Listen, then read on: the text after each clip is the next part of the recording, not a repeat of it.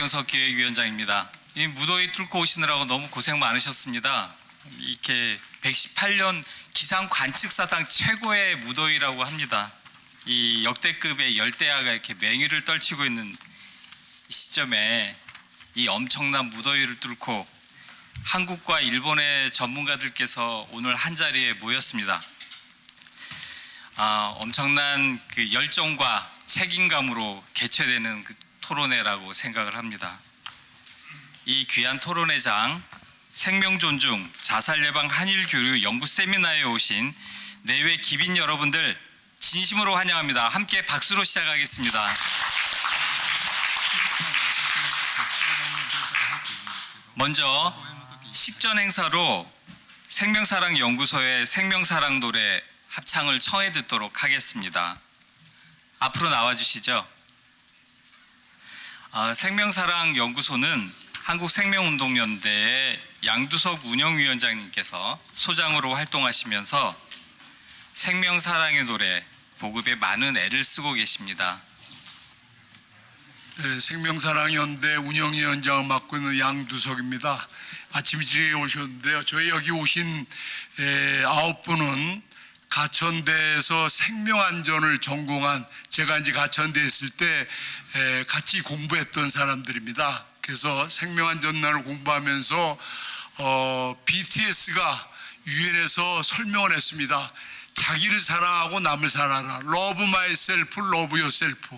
그래서 이 노래를 벗다서 생명은 세상에 하나밖에 없는 소중한 나, 너, 이런 주제로 저희들이 노래를 해서 연습을 했는데, 특히 일본에서 오신 오카노 상이라든가 이런 분들한테도 쉽게 이게 노래를 부를 수 있도록 저희가 일본어로 저희가 번역을 해놨습니다. 그래서 일본어를 번역을 해놨으니까 같이 쉽게, 또 여기 한국 분들은 또 많이 들으셨으니까 함께 노래를 해주시면 고맙겠습니다.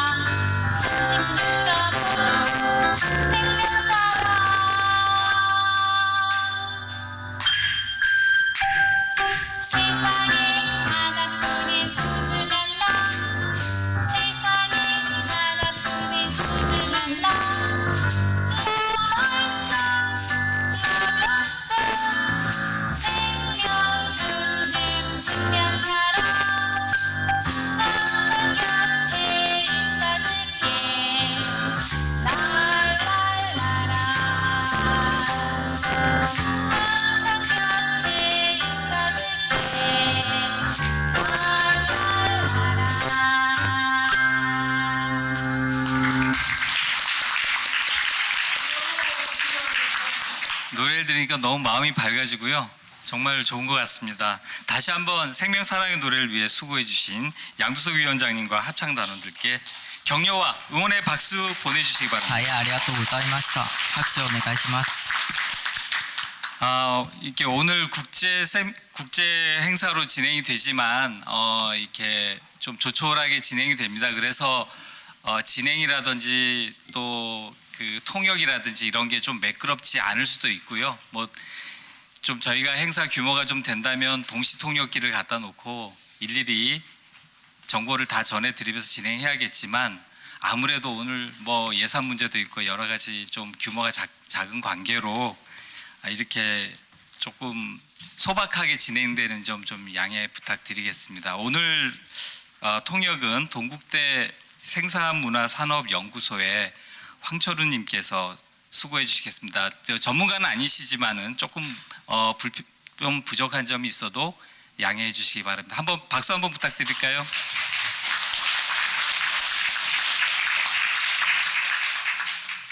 네, 지금부터 생명 존중 자살 예방 한일 교류 연구 세미나를 시작하도록 하겠습니다. 국민 의례가 있겠습니다. 今 모두 からセミナーを 자리에서 始まり 일어나 ます 주시기 まず 바랍니다. 国民敬礼やりますのでみんなお立ちください 국기에 대한 경례.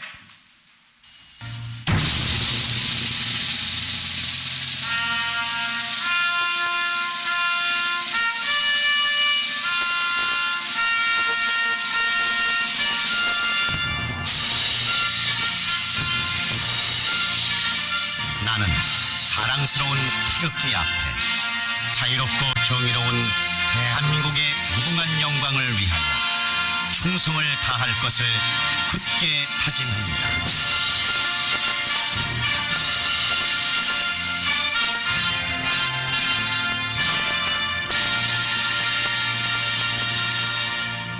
바로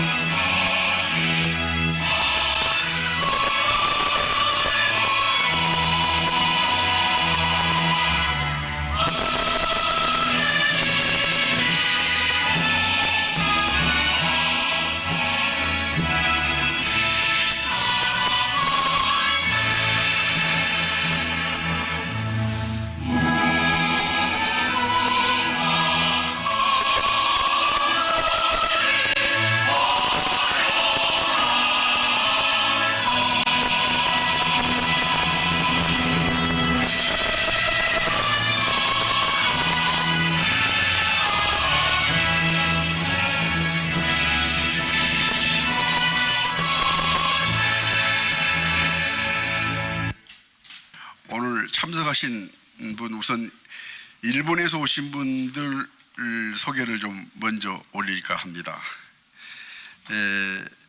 현재 다케시마 이 소장님이 참석하셨는데요.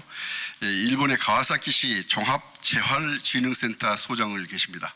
잠시 일어나실까요? 예, 감사합니다.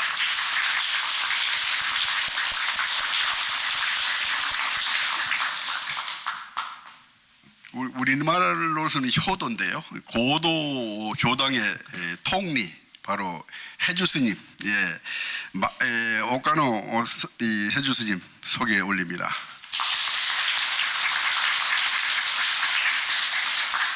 오카노 이 스님은 옥스퍼드 대학을 나오셨어요. 그래서 아주 일본의 그 생명운동에 아주 가장 앞장선 그 지도자이십니다. 다시 한번 박수 부탁할까요?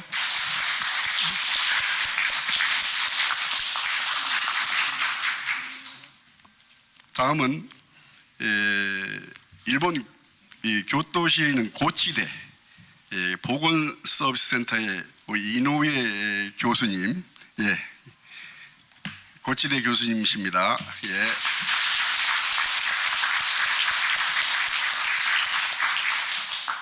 다음은 교토시의 그 테라 에너지 창업을 하셨고 현재 소토라고 하는 바로 그 정부 정부에서 인정한 그런 이 스님이신데요. 현재 경제적인 뒷받침을 해주는 소토라는 그 기업의 대표를 맡고 계십니다. 다케모토 선생님, 대표님, 그리고 같이 사모님이 같이 참석했어요. 부부간에 함께 하셨습니다. 감사합니다. 다음은 오늘 함께 생명연대와 함께 공동으로 이 행사를 주최해 주신 우리 장종태 국회의원님 감사합니다. 대전광역시의 서구갑 국회의원이십니다. こちらチャンチョンテイ国会議員です 그리고 꽃동네에서 많은 식구들이 오셨습니다. 오웅진 신부님, コットンネからの皆さんもいらっしゃっています 아울러 함께 오신 윤시몬 수녀님과 12분의 예, 우리 식구들 같이 들어오셨습니다. 専門省庁からも10人いらっしゃってます。 그리고 오늘 생명존중 희망재단에서 박기준 상임이사께서 참석해 주셨습니다.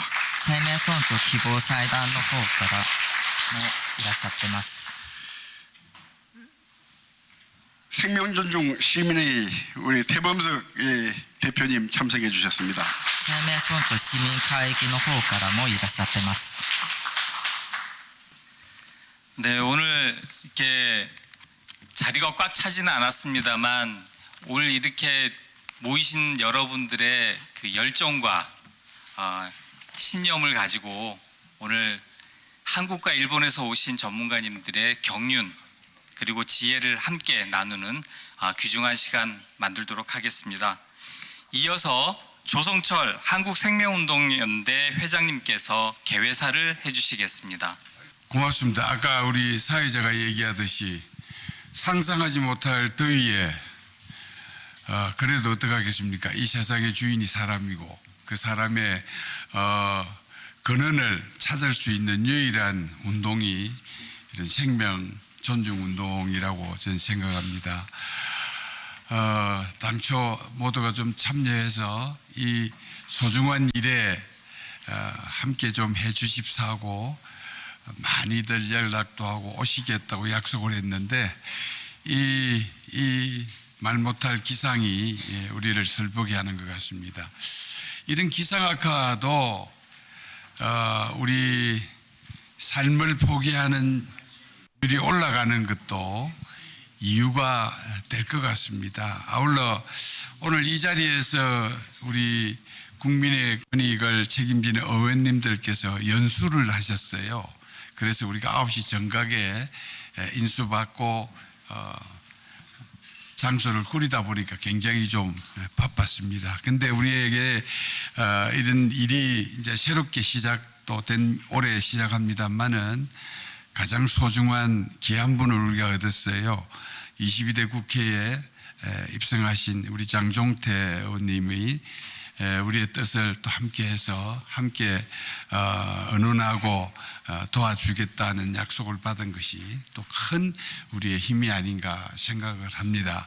그런데 이제 이념적으로는 사상이 어떠니 저떠니 하지만은 이웃나라의 어떤 여러 가지 사회운동이 우리에게 본이 될 수 있는 것은 우리도 본받아야 되지 아니할까 생각합니다. 마침 일본이 예전에는 저희들보다 생을 마감하는 이 빈도가 컸었는데 어느 날 어떤 사회운동을 해서 그런지 굉장히 그 프로테이지를 낮추었습니다. 그래서 우리가 지난 5월 말에 우리도 그걸 한번 배워보자 그래가지고 일본을 갔었어요.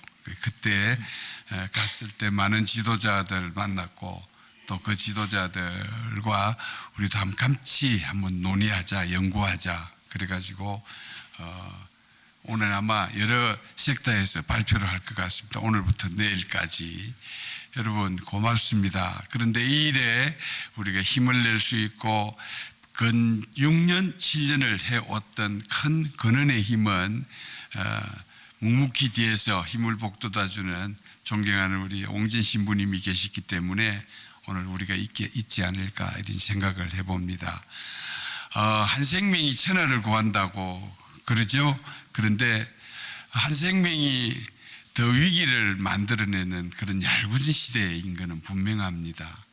참 슬프죠. 그러나 그 위기가 어느 날 바로 내 옆에서 일어날 수도 있습니다. 나하고는 상관없이 보여도 그 포기하는 그 생명이 바로 나와 가장 가까이 있는 내 동지이고 내 가족이고 내 식구라는 생각을 한다면 우리는 긴장하지 아니할 수가 없다고 봅니다. 한 사람이 일당 백, 일당 천의 힘을 가지고 아마 오시리라 믿습니다.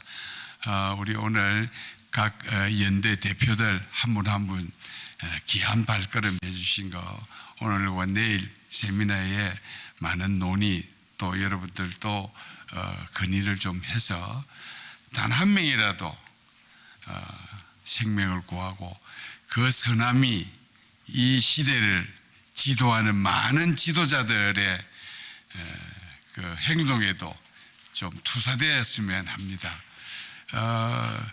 하나만 더 말하겠습니다. 너무 덥고 일기가 이렇게 불순한 것도 세상이 너무 욕심으로 갈등으로 이렇게 치닫고 있는 하나의 결과가 아닌가, 이런 우리가 반성도 해야 될 때가 아닌가 생각합니다. 국회를 들어오다 보니까 많은 의원들을 만났는데 그 의원들이 각자의 주장만 너무 하는 것이 어떻게 볼 때는 참 위기로 들리기도 합니다. 좀 화합하고 서로 받아들이면 얼마나 좋은 세상이 올까. 아마 그 선두에 우리 장종태 의원님이 좀 나서실 수 있도록 우리 모두가 크게 응원하는 의미로 한 번 더 크게 박수 한번 우리 장종태 의원님께 주시기 바랍니다. 장종태 의원님은 서구청장을 역임하시기 때문에 지역 문제를 누구보다 압니다. 오늘부터 내일까지는 주제가 지방자치의 역량을 좀 키워서 자살 예방 운동에 함께 할 수 있는 이런 모토입니다. 그래서 더더욱이나 우리 장종태 의원님의 역할이 앞으로도 기대되고 저희들도 크게 지지하고 따르도록 그렇게 하겠습니다. 오늘 모두의 건강을 위하고 또 우리 건강이 내 이웃과 모두에게 파급된다는 귀한 소명하시고 끝까지 함께해 주시고 참여해 주시기 부탁드립니다. 고맙습니다. 다음은 저희 장종태 의원님께서 국회 일정 때문에 자리를 빨리 이석을 하셔야 되는데요. 일단 장종태 의원님 그 공동 개최하신 입장에서 환영사 부탁드리고요. 여러분 안녕하십니까? 저는 대전 서구갑지역에서 이번에 국회에 진입한 장종태 국회의원입니다. 오늘 이 생명존중연대 오늘 기여한 이 세미나 또 참 부끄러운 세계 1위를 달리고 있는 자살률, 여기에 대해서 우리 시민단체를 중심으로 참 눈물겨운 그런 활동을 펼치고 있습니다만 여전히 한 20여 년 정도 세계 자살률 1위를 우리가 고수하고 있는 것 같습니다. 오늘 이 세미나를 통해서 좋은 계기가 좀 마련될 거라는 좀 기대를 하면서 제가 보건복지소관인데 오늘 지금 회의가 바로 10시부터 있어서 불가피하게 좀 자리를 좀 이석을 좀 빨리 해야 될 것 같은데 제가 몸은 그쪽에 가 있더라도 이 생명 존중 이 운동에 늘 함께 하겠다는 말씀을 드리고 준비된 원고를 가지고 제가 환영사를 낭독하도록 하겠습니다. 오늘 생명 존중 자살 예방이라는 주제로 한일이 함께하는 학술 세미나 개최를 진심으로 환영합니다. 먼저 행사를 준비해 주신 한국생명운동연대 조성철 대표님과 관계자 여러분 모두에게 깊은 감사의 말씀을 전합니다. 또한 기조 강연을 맡아주실 동국대 이범수 교수님을 비롯해서요, 다양한 주제의 발표와 토론을 준비해 주신 모든 분들에게도 깊은 감사의 말씀을 드립니다. 우리 대한민국은 OECD 회원국 중 자살률이 가장 높은 나라입니다. 특히 자살은 10대에서 30대 연령층의 주요 사망 원인으로 분석되고 있습니다. 최근에는 65세 이상 노인 자살률도 심각해져서 자살 예방의 중요성은 날이 갈수록 더 중요해지고 있습니다.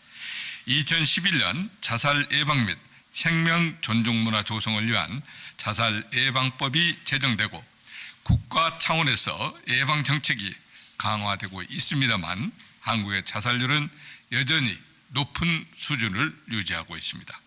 오늘 개최되는 세미나는 한국과 일본 관계자분들이 모여서 성공적인 자살 대책 및 실천 사례를 공유하고 자살 문제가 개인이 아닌 국가와 사회의 문제로 인식될 수 있도록 그 중요성을 범국민적으로 확산시켜 나가는 데 큰 의의가 있다고 생각합니다. 2000년대 초반까지 OECD 자살률 선두를 다툰 일본은 국가 차원의 가감한 인프라 구축과 예산 투입으로 지속적인 자살률 감소를 이끌어내고 있습니다. 자살은 국가적 문제로 인식되어서 과감한 인프라 구축과 예산이 투입되어야 한다고 생각을 합니다.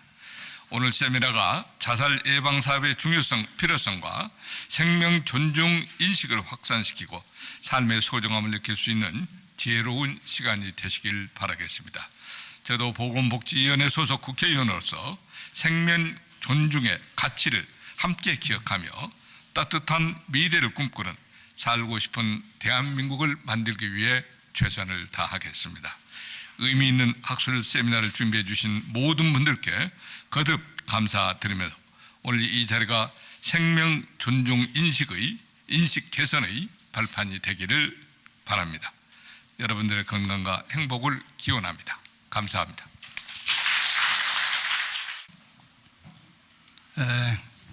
꽃동네 오홍진 신부입니다. 오늘 이렇게 생명 존중 세미나에 참석할 수 있도록, 특히 일본하고 함께 할 수 있도록 이 세미나에 동참하여 축사할 수 있도록 은혜 주신 하나님께 감사드리고 여러분한테 고마운 인사를 드립니다. 저는 세상에 태어나서 6.25 동란일 때에 국민학교로 들어가서 도시락을 싸우지 못하는 친구들 80%에게 내 도시락을 주면서부터 자선 사업을 시작했고, 이제는 1968년 들어오면서 우리 한국 인구 정책이 인구 감소를 위해서 수단과 방법을 다 쓰는데 1973년서부터 모자본법을 또 만들어가지고 많은 유산을 시키고 또 그 아기를 낳지 못하게끔 난관술, 배꼽수술, 정관수술하는 게 그 반대 운동을 지금까지 하고 있습니다. 의원도 국회의사당 앞에서 매일같이 일일 시위를 하고 있어요. 대통령실 앞에서 하고 있고, 지금 그 헌법재판소 앞에서도 하고 있습니다. 제부로 우리나라의 대한민국은 OECD 국가에 그래서 한 10번째 가는 경제 대국이 됐지만 제일 비극의 슬픔은 저출산 1등, 자살 1등, 그리고 전 세계에서 아파트가 제일 많은 나라가 돼서 고독사로 인해 가지고 이 세 가지 문제점이 지금의 현실을 우리는 인구를 전멸시킬 수 있는 아주 귀한 악재에 들어와 있어요. 왜 제가 이런 생명에 대한 존중성을 어디서 찾아봤느냐 하면은, 저는 천주교 신자입니다. 창세기에 보면은 하나님이 우리와 같이 세상 만물을 다스리고 지배하고 판단할 수 있는 우리의 모상으로 사람을 만들자 해서 아담을 진흙으로 만들고 하나님의 전지전능한 영을 불어넣었다. 그리고 에와도 남자의 갈빗대를 취해서 여자를 만들었지만 하나님의 영을 불어넣었다. 그래서 이 세상에 생명에 대한 존엄성의 가치는, 이 생물은 생물 개념은 무생물하고 생명 두 가지가 있는데, 무생물은 돌과 같은 것이 생명이 없고 생명 있는 존재는 식물, 동물, 사람으로 되어 있습니다. 식물에는 생원이 있고 동물에는 생원 플러스 각원이 있고 사람은 생원 플러스 각원 플러스 영혼이 있어서 하나님이 순천자는 존하고 역천하는 방에서 하나님의 뜻을 받으면 인간이 하나님과 같은 사람이 돼서 기적도 하고 병도 고치고 마귀도 쫓아내고 많은 능력을 가지고 살아서, 저 같은 경우가 하나님을 믿고 살다 보니까 제 식구가 지금 5,000명이에요. 대한민국의 복지국가 종합복지뿐만 아니라 예방복지 전 세계 20개국에 나가서 지금 제가 수천 명을 먹이고 살리고 있습니다. 인간이 아니라 하나님같이 살고 있어요. 그래서 인간의 존엄성에는 하나님과 똑같은 존재다. 똑같은 존재를 우리가 인정하고 내 자신이 하나님을 믿고 순천자는 존하고 역천자는 망하는 거예요. 하나님의 뜻을 따라서 살면 하나님같이 지혜와 지식과 믿음과 많은 병 고치는 은사도 있고 예언도 하고 이런 능력을 가지고서 하나님과 같이 똑같이 살으니까 저는 참 5천 명을 먹이는데 1년에 예산이 1,600억이 들어가는데 이제까지 제가 48년 동안 거린들하고 살지만 5천 명을 먹이는데 한 번도 돈 걱정을 안 해요. 돈을 빚을 진 적이 한 번도 없어요. 남는 것도 없어요. 그래서 이렇게 저는 행복하게 이제까지 살아오면서 깨달은 말을 여러분에게 전해드리겠습니다. 어떻게 하면은 인간 생명 존중을 할 수 있나? 여러 가지 여러분들이 많이 세미나를 하지만 본질적인 것에 손을 대야 돼요. 비본질적인 것에 손댈 필요가 없어요. 본질이 뭐냐? 하나님의 생명은 사랑이다. 하나님의 생명은 사랑이다. 하나님은 사랑이시다. 사랑은, 가장 큰 사랑은 벗을 위해서 자기 목숨을 바치면 되는 거예요. 더 이상도 더 이하도 안 해요. 그래서 다 그렇게 하고 나면 나머지 것은 하나님이 다 도와주는 것을 저는 깨닫고 삽니다. 그래서 인간 생명 존중은 바로 인간의 생명은 하나님과 같은 생명이니까 이 만물을 창조하시고 섭리하시고 섭리하시는 그 생명이니까 그 생명은 하나님같이 고귀한 것이다. 그러니까 그것을 위해서 우리는 유산을 시키면 안 된다. 유산을 시키면 안 된다. 그리고 아기는 일찍부터 아기를 낳아야 돼요. 많이 낳아야지 10명 이상을 못 낳아요. 그래서 사내 남자를 보면은 입구 안에다가 10십자를 해서 남자 하나가 10명을 먹여 살 수 있도록 하느님께서 프로그램을 만들어 놨어요. 그러니까 걱정하지도 않은, 이렇게까지 우리가 살아났습니다. 그래서 우리는 낙태를 하지 않는 방법 있을까? 또 한 가지는 자살을 하지 않는 방법이 있을까? 내가 자살을 한다는 것은 내 안에 계시는 하나님의 생명을 죽이는 거예요. 그 자살은 하나님을 죽이는 살인이다. 나 자신을 죽이고 하나님, 이웃을 죽이고 나를 죽이는 악 중에 악이다. 그 자살 예방을 어떻게 하느냐? 우리나라는 욕심을 가지고 이렇게 살기 때문에 식구가 5식구면 아파트가 5채, 자가용이 5대야 돼요.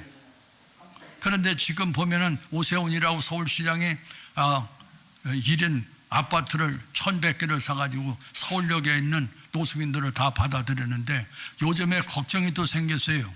오세훈 시장도 지금 정신 바짝 차려야 돼요. 다 문을 따보면은 거기서 죽었어. 고독사야. 아마 전 세계에서 아파트가 제일 많은 나라로 앞으로 제일 폭부서가 때려질 것이 고독사로 한국 민족은 어려움에 처할 것입니다. 어떻게 하면은 유산을 시키지 않고 아기를 하나 더 낳을 수 있을까? 어떻게 하면 자살을 막을 수 있을까? 어떻게 하면 고독사를 만들 수 있을까? 답은 또 있습니다. 지난 일주일 전에 36주에 되는 어린아이를 죽였다. 그래서 의사도 소송을 형법에 걸렸고 애미도 형법에 걸렸다.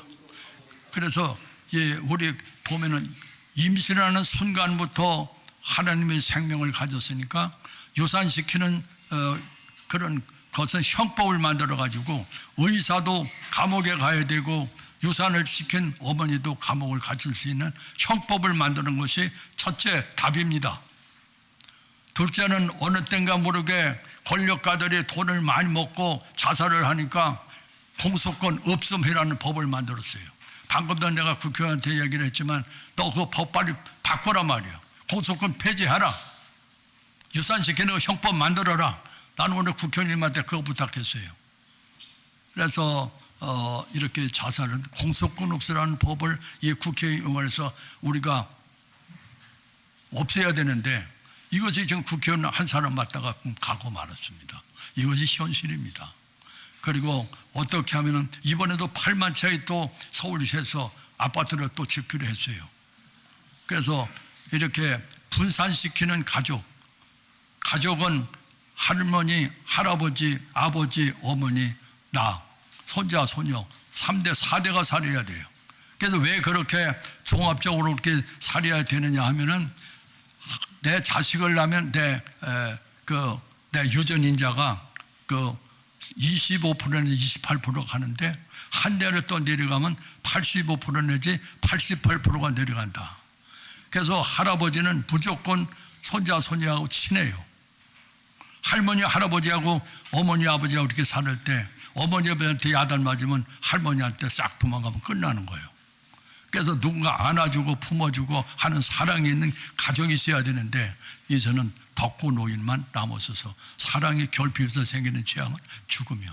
그래서 어떻게 하면은 유산을 적게 시킬 수는 답은 바로 형법을 만들어서 접대 30집뿐만 아니라 유산을 시키는 사람은 다 의사도 죽이는 사람도 형법을 만들어야 되고, 그 다음에 자살 예방은 어떤 방법이 계급이 있든 없든 권력가들만 싹 죽으면 공소권 없으면 끝나버리는데 공소권 법을 폐지해버리고 그 횡령해먹고 잘못한 것을 벌을 다 그 후손들이 갚아야 된다. 그리고 아파트를 줄여서 어떻게든지 화목한 가정으로 되돌리는 세 가지가 생명 존중을 하는 여러분들이 의무고 숙제고, 그러면서 이건 불가능한 것이 아니냐 할 때 저는 희망을 가지고 왔습니다. 오늘 저와 같이 세미나를 하는 여러분들 각자 자신만이라도 나는 그렇게 하지 않겠다. 지난 과거는 어떻게 했지? 그런 새로운 희망을 가지고 살면 소돔과 고모라가 의인 10명이 없어가지고 멸망을 했듯이, 노아의 홍수가 의인 10명이 없어서 했듯이, 그래 의인을 우리가 한 명이라도 이렇게 나오면 단군 할아버지의 한 분의 자손이 우리가 이렇게 됐듯이 우리들이 의인이 되면 우리들만이라도 조국과 민족의 빛과 소금이 되는 민족의 뜻을 우리는 할 수 있다. 그래서 참 여러분을 반갑습니다. 참 고맙습니다. 사랑합니다. 사랑합니다. 자료집을 참고하시고요. 제가 PPT로 가장 핵심적인 부분만 요약을 했습니다. 그래서 화면을 보시면서 제가 기조 강연을 드리도록 하겠습니다. 아무래도 모처럼 저희가 일본에서 전문가들을 모시고 저희가 학습하고 벤치마킹하기 위해서 모신 분들이기 때문에, 그래서 저는 기조 강연을 통해서 문제점에 대해서만 제가 언급을 하고 그렇고 그 부분을 주제로 해서 오늘 이 세미나가 전개되는 그러한 방식으로 이렇게 진행을 하겠습니다. 오늘 제목이 한국지방자치단체의 자살방지 역할의 한계, 현황과 한계에 대해서 얘기를 했고, 또 부제는 한일 전달체계 콘텐츠 비교를 중심으로 이렇게 해서 부제를 달았습니다. 주제보다 부제가 매우 내용이 좀 특이하다고 여기실 겁니다. 그래서 한일 전달체계의 콘텐츠 비교를 중심으로라는 얘기는 지금 전달체계를 통해서 전달되는 그러한 콘텐츠에 대해서 저희가 좀 더 중심에 주의해서 좀 봐야 되지 않나. 그래서 저는 그러한 문제의식을 가지고 지금 기조 강연의 그 원고를 제가 만들었습니다. 지금 제가 띄워드린 자료집에 보시면은 지금 우리나라의 자살 현황이 조금 저희를 우려케 만들고 있습니다. 그래서 지금 보시면은 제일 왼쪽 위에 가장 위에 화면이 위에 있는 점선이 2024년도 올해의 1월서부터 5월까지의 자살 사망자 수를 월별로 표시하는 겁니다. 그러니까 지금 1월 달에는 1331명, 2월 달에는 1196명, 또 3월 달에 1313명, 4월 달에 1298명, 그 다음에 또 5월 달에는 1237명으로 해서 그 밑에 파란 줄은 2023년도의 현황입니다. 그러니까 그래프를 보시면 그 다음에 그 밑에 가장 밑에 줄은 2022년도의 자살 실제적인 수치입니다. 그러니까 지금 보시면 2022년보다 2023년이 높고 2023년보다 24년이 높은 걸로 이렇게 나와져 있습니다. 그러니까 저희가 여러분들이 힘을 모아서 지금 자살 예방 사업을 많이 하시고 노력을 하시는데도 불구하고 지금 22년도, 23년도 계속 지금 자살률이 지금 올라가는 걸로 지금 나타나고 있습니다. 그래서 매우 우려스러운 그러한 현상입니다. 그래서 2024년도는 2023년도에 비해서 1월부터 5월까지의 수치가 2023년도에 5,791명이었다 그러면 2024년도에는 6,375명으로 지금 약 10% 정도가 또 증가한 걸로 지금 나타나고 있습니다. 그래서 매우 걱정스럽습니다. 다음 뭐 잘 아시다시피 여러 가지 그 요인들, 스트레스 사건, 육체적, 심리적 질병, 소외와 단절로 인한 고립, 무만감, 요즘 이제 고독사 등으로 해서 소외와 단절이 지금 또 큰 주제로 떠오르고 있습니다. 그다음에 무만감, 희망이 없는 것, 무능감에 대한 인식 등이 심리, 사회, 경제 요인들과 결합돼서 발생되는 걸로 이렇게 이해하는 게 가장 그 종합적으로 이해하는 것으로 볼 수 있습니다. 그래서 그런 자살의 원인을 생각하면 저희는 개인, 조직, 사회 정책들이 유기적으로 연결되고 그다음에 공통되고 통합적인 전략을 실행하는 것이 중요하다라고 자연스러운 결론을 대응책을 저희가 이제 대응책에 대한 개요를 알 수 있습니다.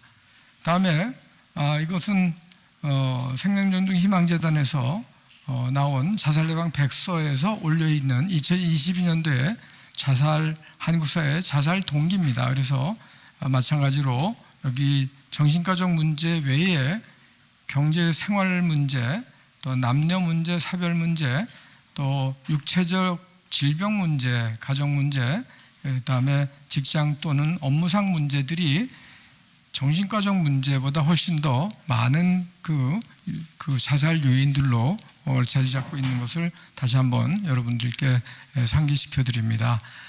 그렇듯이 지금 저희가 이제 자살 예방 대책도 이렇게 사회 다면화적으로 저희가 대책을 세워야 되지 않을까 이렇게 생각이 됩니다.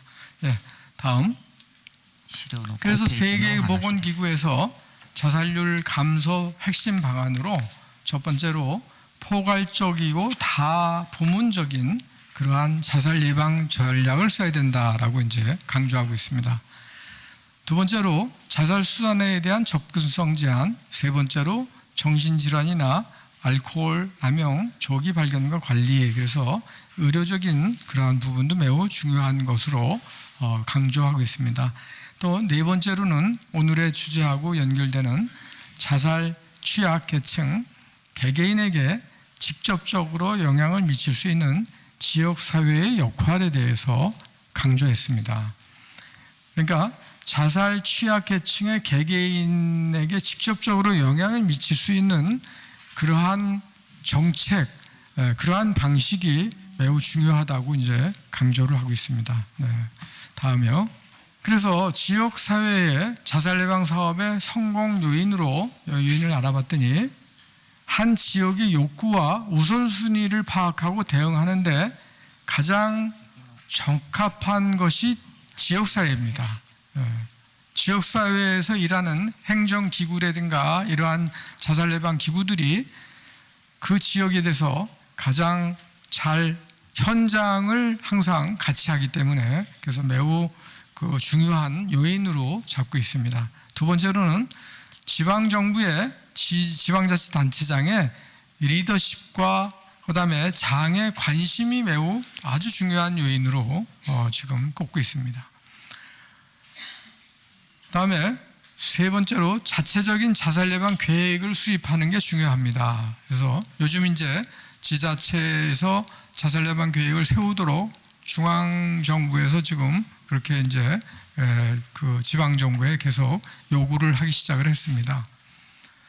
다음에 국가와 사회에 의하여 동원된 자원을 지역 내 구성원들에게 적절하고 적당한 방식, 곧 전달 체계를 통해서 적당하고 적절한 전달 체계를 통해서 배분하고 그러한 지역사회의 자원을 통한 이익이 돌아가게 하는 게 매우 중요하다라고 이렇게 얘기하고 있습니다.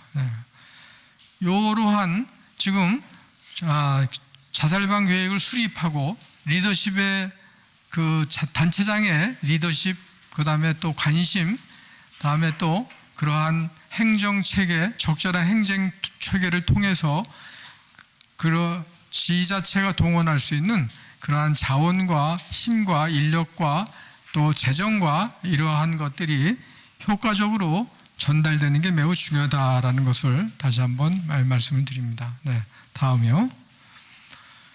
그래서 이렇게 지방자치단체의 전달 체계가 어떠한 것이냐, 또 어떻게 전달되는 것이 가장 중요한 원칙이냐라고 설명을 드리면은요, 밑에 보시면 통합성, 접근 용이성, 적절성, 전문성 이 네 가지는 분명하게 갖춰야 된다라고 이제 강조를 하고 있습니다.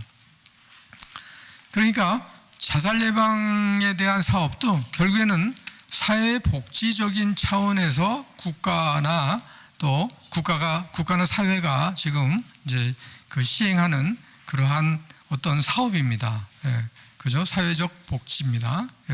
그래서 그러한 지방자치단체 구성원들, 수급자들에게 어떻게 하면 적절하게 전달하는 이런 어떠한 방식을 통해서 공급하는 체계를 사회복지 서비스 전달 체계라고 하는데, 이것이 마찬가지로 이 자살 예방 사업에도 그대로 적용할 수 있기 때문에, 그래서 이러한 것들은, 이러한 전달 체계는 공급자와 수혜자 간을 연결하는 도로와 같은 체계를 의미하며 공급자와 수요자 간의 조직과 인력과 재정의 전달 구조라고 이해하시면 이제 간단하죠. 그래서 이제 이 자살 예방 사업에 요즘 전달 체계라는 그러한 단어가 이제 많이 쓰이는데, 전달 체계라는 단어는 조직과 인력과 재정이 전달되는 겁니다. 그래서 다시 말씀드리면 우리 몸에 에너지가, 우리가 음식을 먹게 되면 우리 몸의 혈관을 통해서, 혈액을 통해서 전달이 되죠. 그래서 몸에 염증이 생기면 환부에 그 혈액이 도달해서, 그래서 이제 그 병원군과 싸우게 되어 있습니다. 그렇게 된다 그러면 우리 몸에 흐르는 동맥이라든가 이러한 것들, 모든 신경망이라든가 이런 것들이 행정체계라고 볼 수 있고, 그러한 행정체계를 통해서 혈액이 얼마만큼 적절하게 또 충분한 양으로 전달될 수 있느냐, 그게 바로 지금 자살로 인해서 문제를 겪고 있는 사람들에게 그러한 것들이 어떻게 전달되느냐가 이제 매우 중요합니다. 제가 이제 지금 기조 강의를 통해서 주장하는 그러한 내용 중에 가장 핵심이 바로 그러한 환부에 어떻게 그런 에너지들을 효과적으로 전달할 수 있느냐, 그거를 이제 오늘 이 세미나를 통해서, 오늘 내일 세미나를 통해서 여러분들이 관심 가지셔야 되는데, 그러려면 통합성, 접근용이성, 적절성, 전문성이란 그러한 원칙이 지켜져야 된다라는 얘기죠. 다음이요. 지금 이거 한국 지방자치단체 전달 체계에 대한 콘텐츠를 지금 우리 그 중앙 정부에서 만들어서 효율적 자살 예방 추진 기반 강화라는 그러한 제목으로 지금 우리가 그 자살 예방 정강으로 지금 그 모든 우리나라에서 지금 이 자살에 대한 대책으로 지금 만들어 놓은 그러한 표입니다. 제가 이 표를 이렇게 올려놓은 이유는 다음이요. 지금 시군구, 지금 지방자치단체에서 하는 그러한 주요 업무, 그 다음에요.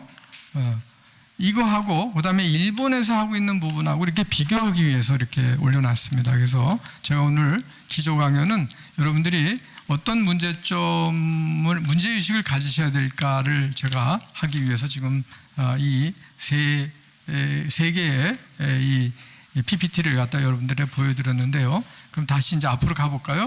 앞에 두 개 가볼까요? 예. 그래서 지금 일본에서 오늘 여기 이제 일본 분들을 모신 이유도 이제 바로 그런 겁니다. 여기 보시면 자살 예방 정책 근거 기반 마련 제일 위에 이렇게 돼 있죠. 그다음에 심리부검 확대를 위한 중앙광역 간의 협조 강화 및 표적 심리부검 실시. 예. 그래서 이런 식으로 쭉 돼 있고, 그다음에 두 번째로 정책 추진 거버넌스의 재정비, 그래서 자살 예방 정책위원회 컨트롤 기능 강화, 이런 식으로 되어 있습니다. 매우 어떤 뭐 논문 제목 같죠? 일반 사람들이 이해하시기가 참 쉽지는 않을 것 같아요. 또 저런 제목 하에서는 실제적으로 자살 예방 사업을 진행하는 사람들이 저런 정책을 가지고 또 많은 그러한 세부적인 디테일을 또 만들어야 됩니다. 그런데 우리나라의 지자체가 아직 자살 예방 기구가 제대로 만들어져 있는 데들이 그렇게 많지 않습니다. 물론 정부에서 생명주기 희망 복지센터 등으로 해서 지금 이제 만들어 가고 있지만, 저런 정책을 지방자치단체들이 솔선해서, 그러니까 스스로 세부적으로 그러한 디테일을 만들어 갈 수 있겠느냐, 이거에 대해서 매우 이제 저는 이제 문제의식을 가지고 있습니다. 다시 두 번째 가볼까요? 일본 걸 한번 볼까요?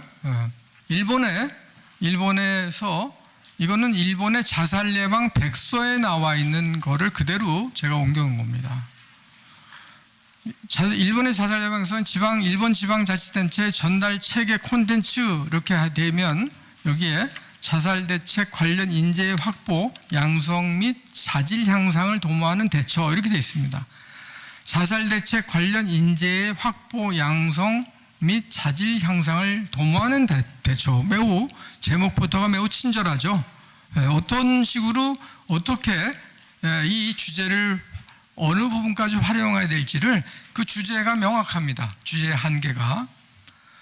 근데 그 세부 주제로 가면 대학이나 초급 대학 등과 연계한 자살 대책 교육 추진, 이렇게 되어 있습니다. 그러니까 세부 대책이 또 거기서 또 다시 이렇게 자세하게 만들어집니다. 첫 번째로는 대학이나 초급 대학하고 먼저 연계를 해라.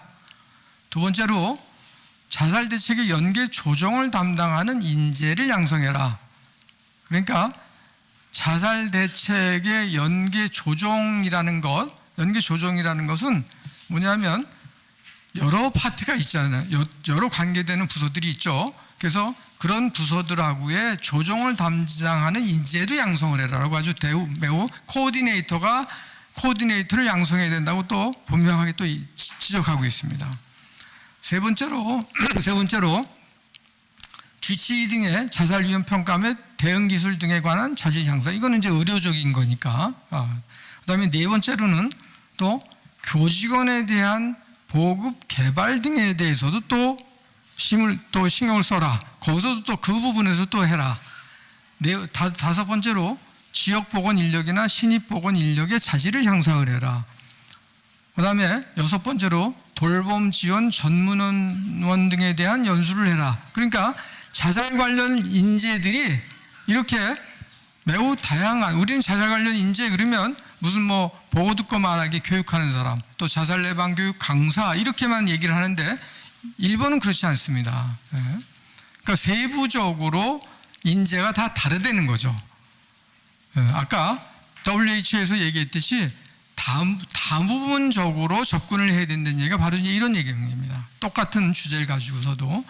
그 다음에 또 일곱 번째, 민생위원, 아동위원 등에 대한 것도 또 연수를 또 해야 된다.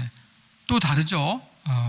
그 다음에 또 여덟 번째, 사회적 요인과 관련된 상담원의 자질을 향상시켜라. 사회적 요인, 뭐 가령 부도난때든가 또 다중채무자라든가 카드 돌려먹기 하는 사람들, 이런 사람들 사회적 요인, 대표적인 사회적 요인들이지 않습니까?